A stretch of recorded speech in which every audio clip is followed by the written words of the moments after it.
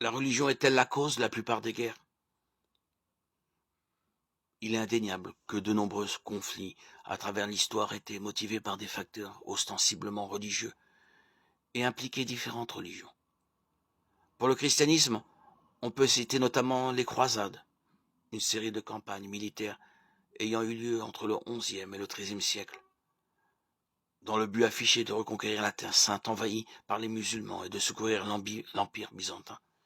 Les guerres de religion en France, une succession de guerres entre catholiques et huguenots protestants au XVIe siècle.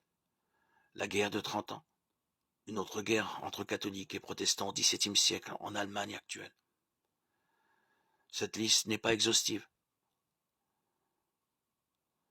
On peut ajouter la rébellion de Taiping et le conflit nord-irlandais. Le christianisme a certainement été facteur de nombreux conflits au cours de ces 2000 ans d'histoire. L'islam enseigne le djihad, ou guerre sainte. Le terme djihad signifie littéralement lutte, mais cette notion a été employée pour les guerres d'expansion et de défense du territoire islamique. Les guerres quasi continuelles au Moyen-Orient au cours du dernier demi-siècle ont certainement contribué à l'idée que la religion est la cause de guerre.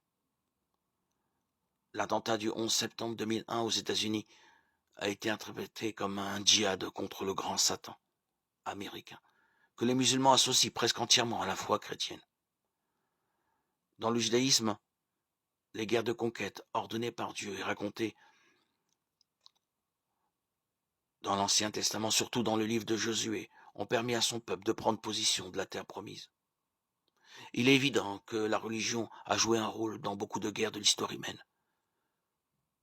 Mais cela prouve-t-il l'argument de ces critiques qui affirment qu'elle est elle-même la cause de ces guerres?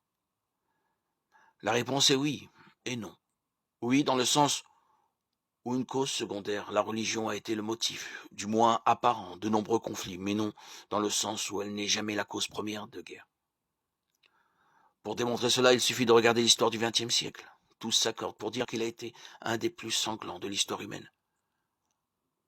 Avec deux guerres mondiales qui n'avaient absolument rien à voir avec la religion, l'Holocauste juif et les révolutions communistes en Russie, en Chine, en Asie du Sud-Est et à Cuba, qui ont causé tous ensemble entre 50 et 70 millions de morts, voire jusqu'à 100 millions d'après certaines estimations. Ces conflits et génocides ont tous en commun une nature idéologique non religieuse. On pourrait facilement démontrer qu'à travers l'histoire humaine, plus d'hommes sont morts à cause d'idéologie qu'à cause de religion. L'idéologie communiste implique la domination, l'idéologie nazie, l'élimination des races inférieures. Ces deux idéologies ont fait des millions de morts à elles seules, tout à fait indépendamment de la religion. Le communisme est même une idéologie athée par définition. La religion et l'idéologie sont des causes secondaires des guerres. La première cause de toutes les guerres est le péché.